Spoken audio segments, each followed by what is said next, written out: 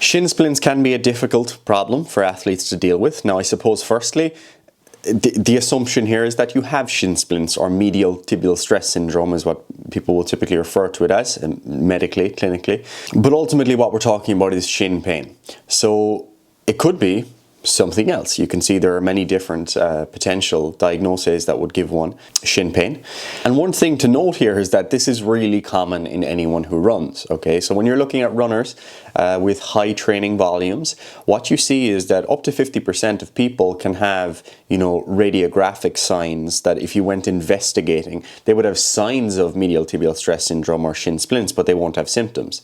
And then similarly, if you go to those who have shin pain that seems like it is medial tibial stress syndrome, about half of those as well can sometimes show up without the radiographic changes. So it's a little bit messy in terms of the relationship there between the pathological changes and the actual state that you're presenting in clinically.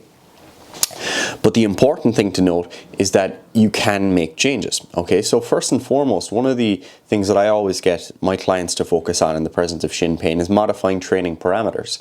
So for example, I'll get them to manage their pacing or modify their step rate, okay, or their cadence.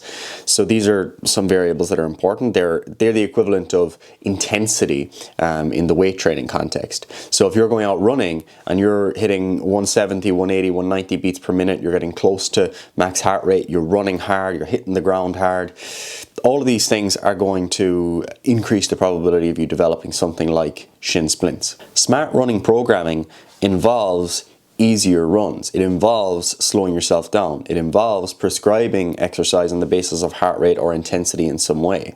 It's not just about running as fast as you can or as long as you can. And on that note, total volume, i.e. kilometers or miles per week, is also another variable that we always consider with our clients. And not just the total amount, but also the rate of change. So if someone goes from doing 0 to 30 kilometers per week, that's a red flag for me. I would consider that to be a risk factor for injury. If someone goes from 30 kilometers to 70 kilometers per week, again, risk factor for injury.